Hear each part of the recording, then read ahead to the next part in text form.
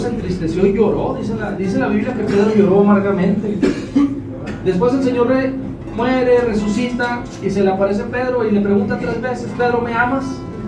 Y en la tercera vez dice que Pedro se entristeció y dijo: Señor, tú lo sabes todo, tú sabes que te amo. Entonces pasaron unos cuantos días. Dice la Biblia que pasaron alrededor de 40 días, y en un momento Pedro, junto con otras 500 personas, estaban en un lugar llamado el aposento alto, orando, esperando la promesa de Jesús. Cuando que Jesús les prometió que iba a venir un consolador, iba a venir el Espíritu Santo. Entonces viene el Espíritu Santo sobre ellos, y dice que la gente se maravillaba porque aquellas personas hablaban las lenguas de todas aquellas personas, porque había una fiesta solemne en aquel tiempo.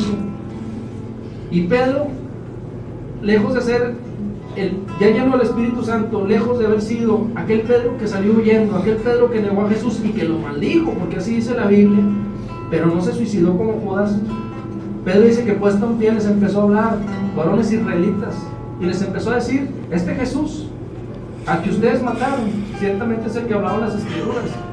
Y dice la palabra de Dios que cuando Pedro predicaba, los corazones de aquellas personas se apachurraban, se compugían. Y en ese día, en la primera predicación de Pedro, se convirtieron a Cristo 3,000 personas. Más adelante, Pedro volvió a predicar y la Biblia registra que se convirtieron 5,000 personas. 8,000 personas se convirtieron a Cristo por la predicación de Pedro. ¿Cuánta gente no se hubiera convertido si Judas se hubiera arrepentido?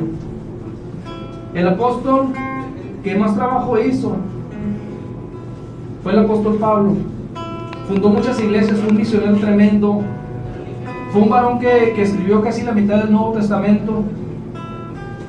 Y en Apocalipsis dice que retengas lo que tienes para que ninguno tome tu corona. ¿Sí?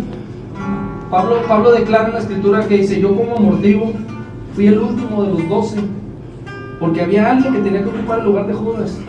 Y qué triste que todo ese trabajo, ese privilegio que se le dio a Pablo, no era para Pablo, era para Judas. Pero Judas lo despreció. ¿Cómo? 1, vendiendo al Señor; 2, quitándose la vida. En esta noche, varones, no está muy larga la predicación. En esta noche el Señor ministraba mi corazón, y voy a cerrar con otra historia, pero primero les voy a hacer 2 preguntas. ¿Cómo quién quiere ser? ¿Como Judas, un cobarde que huye y tarde o temprano por la vida de pecado? A lo mejor no te vas a suicidar, no me voy a suicidar, pero por esa vida de pecado, tristemente, ya no hay salvación, porque tú y yo ya conocemos la palabra de Dios. Vamos a actuar como Judas y vamos a correr para irnos un día a aquel lugar de condenación llamado infierno, o vamos a ser como Pedro, vamos a ser valientes y vamos a esperar esa llenura, esa administración del Espíritu Santo para poder salir a decirle al mundo, a nuestra familia, a nuestros compañeros, amigos, conocidos, incluso aquí dentro del anexo, que hay un Dios que cambia, hay un Dios que transforma, hay un Dios que quiere cambiar tu vida, que quiere transformar tu familia. Amén. ¿Qué postura vas a tomar, varón?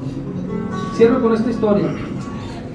Dice la palabra de Dios, no recuerdo en qué evangelio, pero dice que venía un hombre bajando de Israel a Jericó.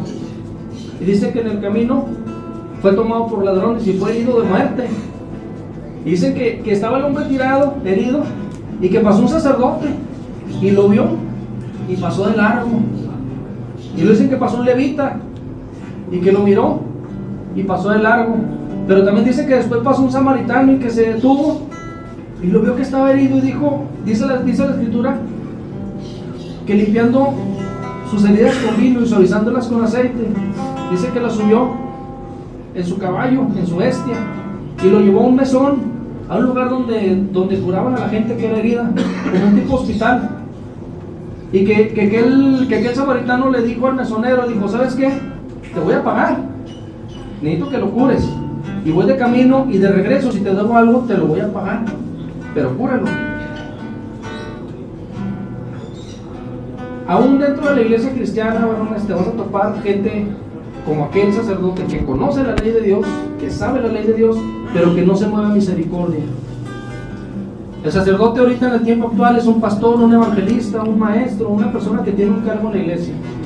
¿Sí? Después dice que pasó un levita es una persona que le canta a Dios, dentro de una congregación. Dice que también pasó un levita y no se fue movido a misericordia. ¿Sí? Uno entiende que hay cargos en la iglesia, pero antes que esos cargos está la misericordia, porque Dios dice que nos movamos a misericordia. Después pasó un samaritano que no era del pueblo de Dios. Es más, incluso el pueblo de Dios los aborrecían y como que los tenían de lejitos, porque era gente, los consideraban como gente inmunda, gente sucia. Pero aquel samaritano tuvo algo que no tuvieron los otros dos, porque la escritura declara y está escrito que aquel samaritano fue movido a misericordia. Aquel vino y aquel aceite representa el Espíritu Santo. El mesón representa la iglesia donde siempre te invitamos. El mesonero es Cristo, es el Espíritu Santo. Él es el que quiere sanar toda herida, toda enfermedad, toda dolencia, todo lo que hayas pasado en tu vida. Es lo que Él quiere hacer, quiere sanar.